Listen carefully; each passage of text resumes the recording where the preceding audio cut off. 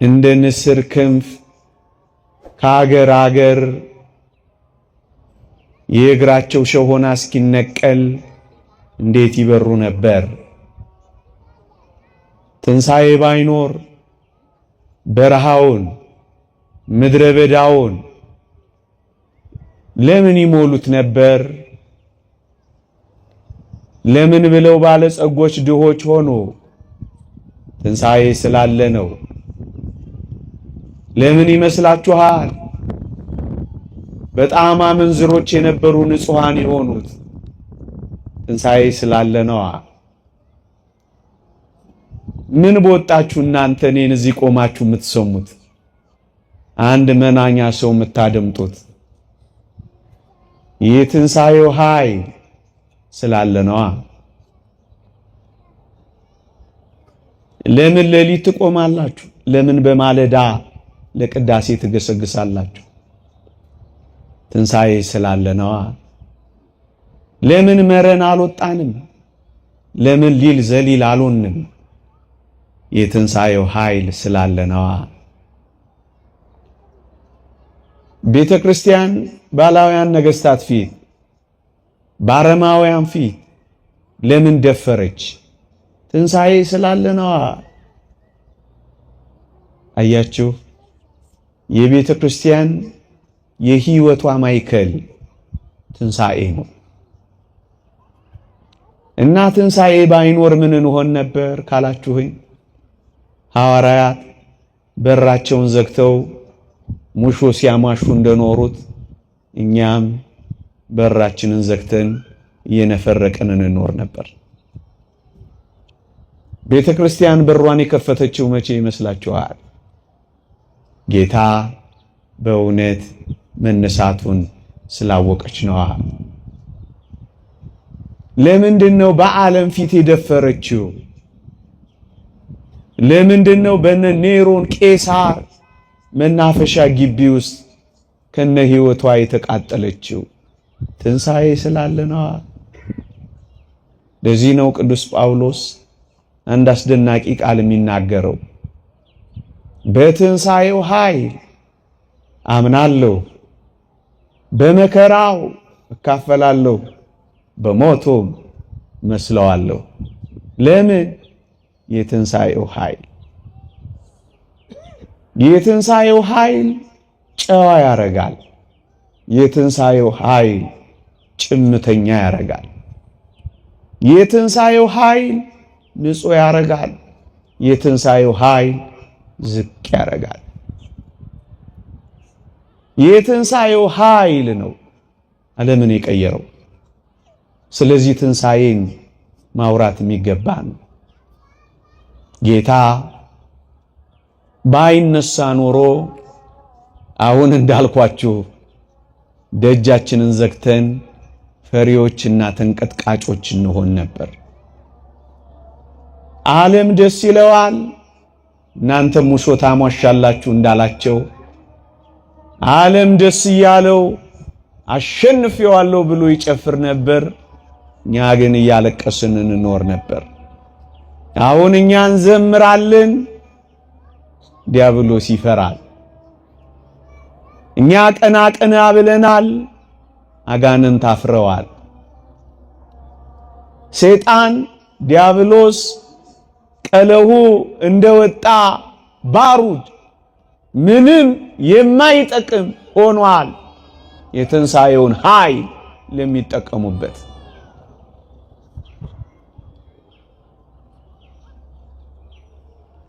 ይህ የቤተ ክርስቲያን ዋናዋ አዋጇ ነው።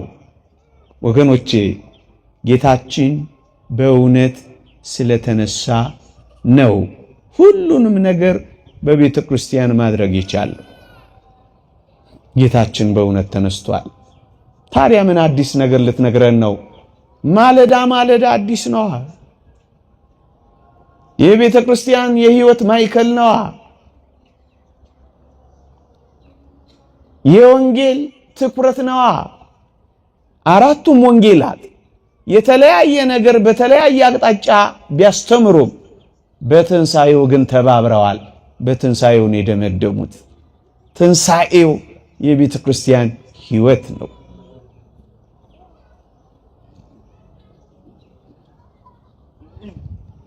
ወገኖቼ ይህንን ትንሣኤ ማንም ሊያስተባብለው ወይም ማንም ውሸት ነው ሊለው እንዳይችል ሆኖ የተዘጋጀ ትንሣኤ ነው እኛ ሁል ጊዜ ክርስቲያኖች የምናወራው። እዩ ክርስቶስ ሞቱን እንኳን በአደባባይ ያደረገው አላፊ አግዳሚ በሚያየው ወዲህ ወዲያ የሚመላለሱ ሰዎች በሚመለከቱት ስፍራ ክርስቶስ በአደባባይ በገበያ ቦታ በበዓላቸው ሰሞን ለምን ይመስላችኋል ሞቱን በአደባባይ ያደረገው? ማለት በስውር በጓዳ ወይም ሰው በማያየው በተርታ ሜዳ ለምን ያላረገው ይመስላችኋል ሞቱን? እይ ወገኖቼ ይህን ያደረገው ስለ ትንሣኤው ነው።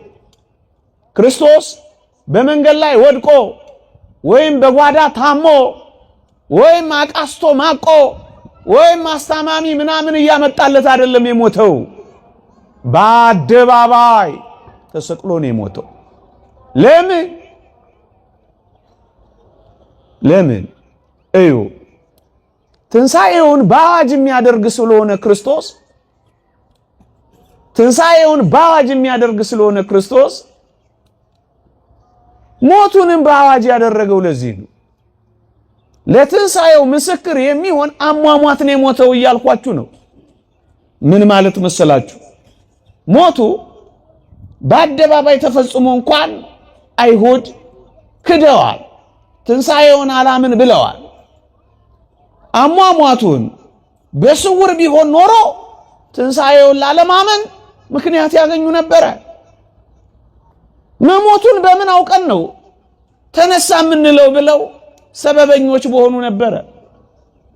እዩ ሞቱን በስውር ቢያደርገው ወይም በድብቅ ሞቶ ተነሳው ቢል ኖሮ ይሙት አይሙት ይቀበር ይደበቅ እኛ በምን እናውቅላችኋለን ይሉን ነበረ። አያችሁ ሰበበኞች እንዳይሆኑ ምክንያት ፈጣሪዎች እንዳይሆኑ ያለ ሰበብ ዓለምን ሲያስቀር ምክንያታቸውንም አፍ ሲያዘጋ ሞቱን በአደባባይ ያደረጋል። ለምን? ትንሣኤውን በአደባባይ ስለሚገልጣል። ማለት ምን ማለት መሰላችሁ? ትንሣኤውን በአዋጅ የሚያደርግ ከሆነ ሞቱንም በአዋጅ ነው አለ ያደርግ የሚገባው። ምክንያት የሞተው ነው የተነሳው፣ የገደልነው ነው ሕያው የሆነው፣ የቀበርነው ነው ሞትን የረገጠው መባል አለበት። ክርስቲያኖች አያችሁ አሟሟቱ እንኳን ላነሳሱ የተመቸ ነበር እያልኳችሁ ነው። አንደኛ የዚህ ጥልቅ ምክንያት ሞቱ ምስክሮች ካሉት ትንሣኤው ምስክሮች እንዲኖሩት አድርጎ ነው የሞተው። አያችሁ ይሄንን ማን ሊክድ ይችላል? ገለውታል፣ ሰቅለውታል፣ ቀብረውታል።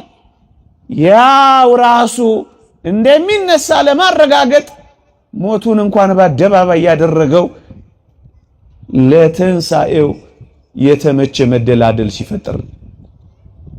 እስኪ ልጠይቃችሁ ክርስቶስ በድንገት ተገልጦ ተነሳው ቢል ወይም ለሞቱ ምንም ምስክር ባይኖር እንዴት የታመነ ሆኖ ይኖር ነበር? ትንሣኤው ይሙት ይገደል ይኑር አይኑር ክርስቶስ የሚባል ይታወቅ አይታወቅ በማይታወቅ ሕዝብ መካከል ድንገት ተነስቶ ከሞት ተነሳው ቢል አጭበርባሪ ነው ከመባል ያለፈ ነገር አይኖረውም ነበር። አያችሁ የሞተውን የተነሳው የተቀበረው ነው ሕያው የሆነው ድንጋይ የዘገቡበት ነው በአደባባይ የታየው አበቃ ያሉት ነው የቀጠለው ይሄንን እንዴት ሊክዱት ይችላሉ ወገኖቼ? ለዚህ ነው ጌታችን በእውነት ተነስቷል። ማንም ሰበብና ምክንያት እንዳያገኝ ዓለም የሚያመካኘው ነገር እንዲያጣ ሌላ ምን እንዳደረገ ታውቃላችሁ? እዩ ክርስቶስ እንደ ሞተ ወዲያው የተነሳ እንዳይመስላችሁ 3 መዓልት 3 ሌሊት ታዲያ በመቃብር መቆየት ለምን አስፈለገው? ይሄ ምርጥ ጥያቄ ነው። ክርስቶስ ኃይሉን ለመግለጥ እሺ አይሙት፣ ግን ኃይሉን ለመግለጥ ወዲያው አይነሳም ነበር? ይችላል።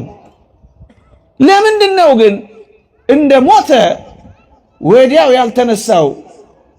ለ3 ቀን በመቃብር የቆየው የዚህ ምክንያቱ ምንድነው ካላችሁኝ፣ አሁንም ጌታችን በእውነት እንደተነሳ ለማረጋገጥ ነው። አይሁድም ሮማውያንም ፈላስፎችም በዚህና በሚመጣው ዘመን የሚነሱ ከሃዲያንም በእውነት ብለው እንዳይሉት ምክንያት እያሳጣ ነው። እንዴት? እዩ እንደ ሞተ ወዲያው ቢነሳ ኖሮ ምን የሚል ሰበብ ሊፈጥር እንደሚችል ታውቃላችሁ? ይሄ ፈላስፋ ዓለም እንዴ መች ሞተ? ሞትን እኮ ሙሉ ለሙሉ ደግሞ አልተቀበለም። መከራው ራሱ ላይ ወጣ። ሕማሙም ፌንት አደረገው። ለጥቂት ጊዜ ደም አሰከረው። በቃ ወደቀ። ከዚያ ወዲያው ተነሳ። ታዲያ ይሄ ሞተ ማለት ይቻላል ብለው ይከራከሩን ነበር። ይሄን ሰበባቸውን ጥርቅም አድርጎ መንገድ ሲዘጋባቸው የተወደደ መድኃኒታችን ወዲያው መነሳት እየቻለ ወዲያው የተነሳ እንዳይመስላችሁ እና ምን አደረገ? 3 መዓልትና 3 ሌሊት በመቃብር በመቆየት በእርግጥም የሞተው እንደተነሳ አረጋገጠ።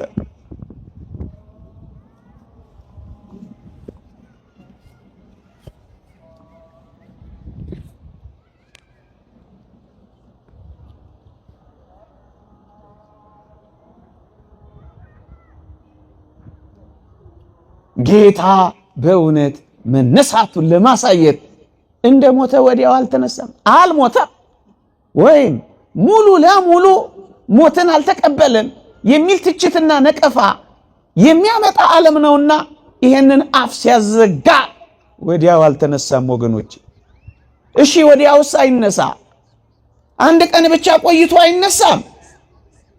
ለምን 3 ቀን መጠበቅ ያስፈልገዋል? ይሄንን ለማሳመን ከሆነ አንድ ቀን ተቀብሮ ገና በአንድ ቀን ቢወጣ አይሻልም? አይሻልም።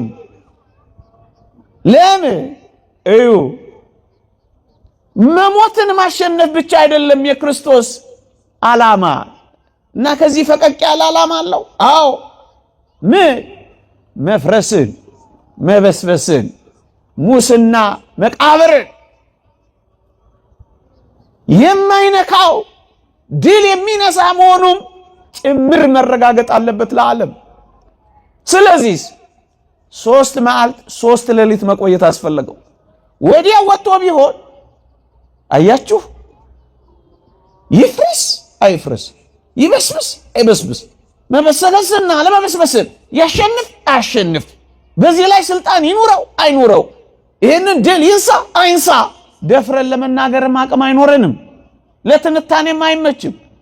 ለትችታቸውና ለነቀፌታቸው ሰበብና ምክንያት ያገኛሉ። ይሄንን ሲያሳፍር ነው አንድ ቀን እንኳን ያልሆነው ያላደረገው። እና ለምን 3 ቀን አደረገው ካላችሁኝ በአይሁድ ልማድ 3 መዓልት 3 ሌሊት ከቆየ ታስታውሳላችሁ 4 ቀን ሆኖታል ይሸታል የተባለ መቃብር ታስታውሳላችሁ ያላዛር።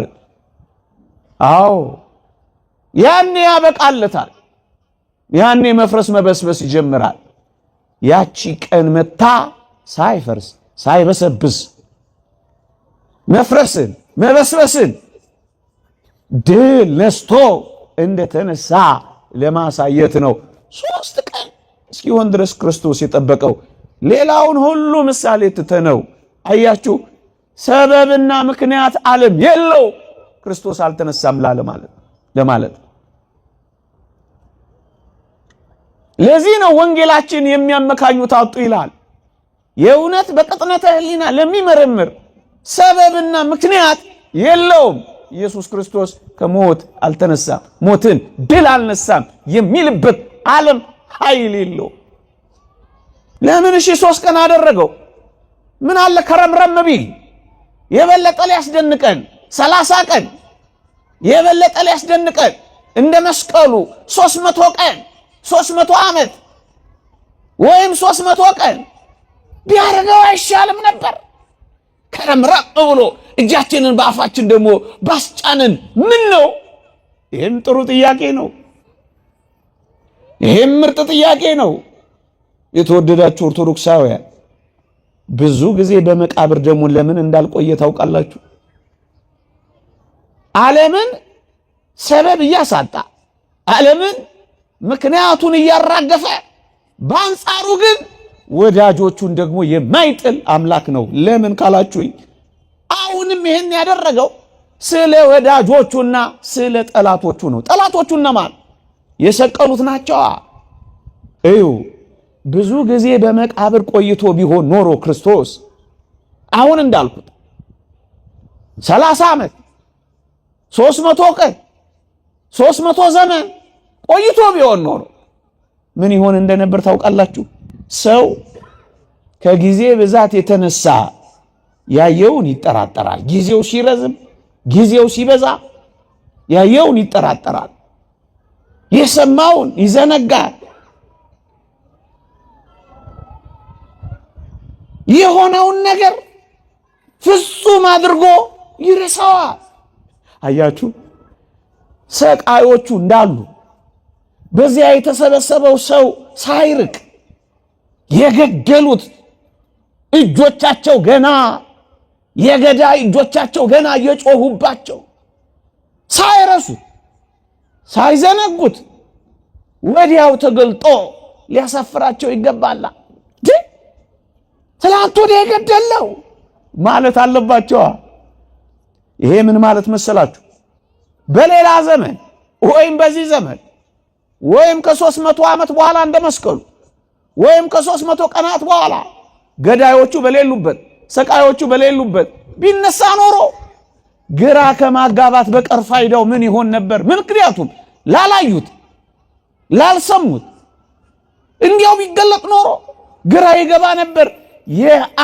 የሞቱ የአይን ምስክሮች እያሉ ግን ከተገለጠ ያን ያሳማኝ ይሆናል።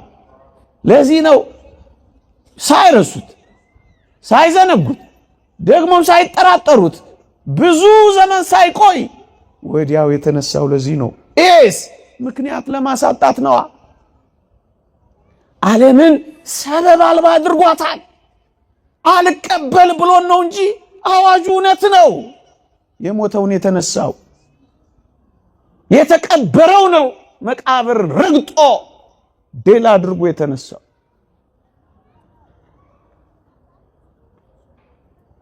ከጠላቶቹ አንፃር ማሰብ የምንችለው ከወዳጆቹ አንፃር እናስብ ካል የተወደዳችሁ ኦርቶዶክሳውያን ወዳጆቹንስ ለምን በሐዘን ይቀጥቅጣቸው? ወገኖቼ ያቺ ጊዜ ምን ያህል ታስፈራ ነበረ። አንበላም ብለው የተቀመጡባት፣ ደጅ ዘግተው ያለቀሱባት፣ በዓለም ፊት የተሸበሩባት፣ ወዳጆቹ በሐዘን የተቀጠቀጡባት፣ እናቱ በእንባ የታጠበችባት ይቺ የመቃብር ጊዜ ብትረዝም ኖሮ አያችሁ ቅድም እንዳልኩት ሐዋርያት ደጃቸው እንደዘጉ አፍረው ተሸማቀው ፈርተው ደንግጠው ታውከው ይኖሩ ነበር። አይሁድስ እንደጨፈሩ ድል አደረግን እንዳሉ እንደፎከሩ ይኖሩ ነበር። በጥልቅ ምስጢር ግን ሞት እንደሳቀ የሰው ልጅ እንዳለቀሰ ይቀር ነበር። አሁንስ በሞት ላይ መፎከር ጀመረ ክርስትና። በሞት ላይ የሚፎክር እንደ ክርስትና ያለ ማን ነው ወገኖቼ? ሞት የተናቀ ሆና ሕፃናት እንኳን ሳይቀሩ ሞትን ናቁት። እነ ቅዱስ ቂርቆስ አንተ ሞት መጫወቻ ሆነ፣ ደፈሩት። በባህርና በየብስ ሰይፍ ይቀዳደዱ የነበሩት ሟቾች ሆኑ። ሞት ተናቃ። ሞት ሆይ መውጊያ የታለ? ሲኦል ሆይ ድል መንሳትህ የታለ?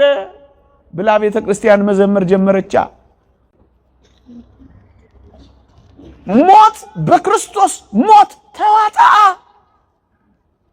ድል በመነሳት ተሸነፈ። ስለዚህ ሞትን በፈቃዳቸው የሚቀበሉ ወደ ሞት ሰገነታቸው ሲሄዱ እልል የሚሉ ክርስቲያኖች መጣ። ለምን? የሞት አስፈሪነት ተወገዳ፣ የመቃብር ዋጭነት ቀራ፣ አዲስ ታሪክ ተሰራ። ሞት ለምታውቅ ዓለም፣ መቃብር ላጣጣመች ዓለም ሕይወት ተገለጠ። ይህንን ምን ሰበብ አለው ዓለም ለመካድ? እውነት ነው፣ ጌታችን ተነስቷል። እና ወዳጆቹ ለምን ብዙ ጊዜ በሐዘን ይተዋቸው? ለምን በእንባ ይተዋቸው? ይህማ ጭካኔ አይደለም። ለዚህ ነው በጊዜ ተገልጦ በራቸውን ወጥተው ከፍተው ከሞት ጋር መጋፈጥ ጀመሩ። ብዙ ጊዜ ቢቆይ ግን እግዚአብሔር ጨከነ ያሰኝ ነበር።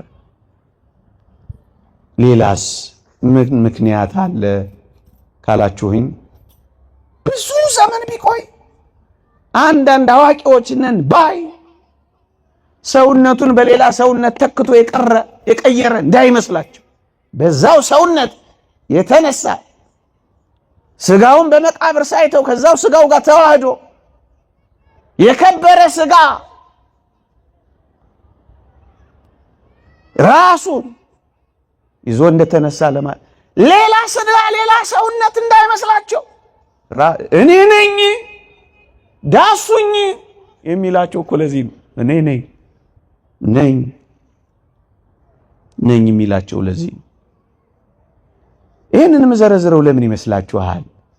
ማናቆነን ነው ወይስ እንዲያና እንዲህ እያልክ እንጀታችንን ልትበላው ፈልገ ነው እንዳትሉኝ አደራ። አይደለም፣ በፍጹም አይደለም። ይሄ እውነት ነው።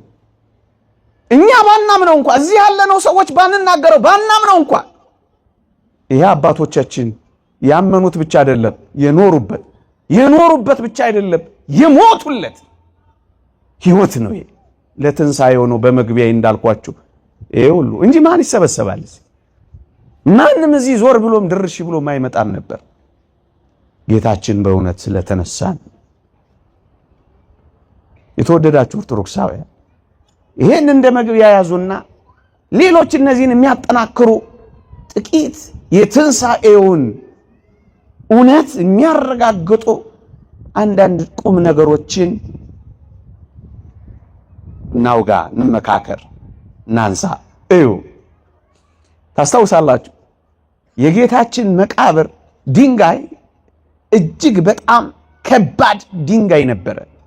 ወገኖች እንኳን መቃብር በአይሁድ ዘንድ እንኳን የሞት መቃብር የውሃ ምንጮች እንኳን የሚገጠሙት በከባድ ድንጋዮች ነበሩ።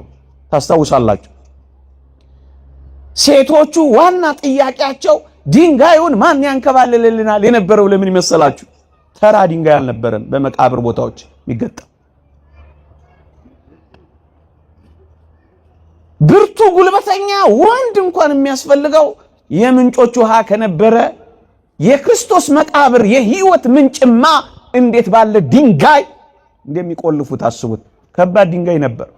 ከ20 ሰው ታሪክ የሚያውቁ ለእውነቱ በጣም የቀረቡ ሰዎች ይህንን ሲመሰክሩ ባለም አቀፍ ሚዲያዎች ከ20 ሰው ያላነሰ ሊያንከባልለው የሚችል ድንጋይ ነው። ጥቂት ሰዎች ማንከባልሉት በጣም ከባድ ድንጋይ። ድንጋዩን መጀመሪያ ላስተዋውቃችሁ ብዬ ተራ ድንጋይ ተራ አይደለም። ዝም ብሎ ቆፈር የሚደረግ የሚነሳ አይደለም። ከ20 ሰው በላይ ሊያነሳው የሚችለው መቃብር ነው የገጠሙበት፣ ድንጋይ ነው የገጠሙበት። ታዲያ ይሄን ድንጋይ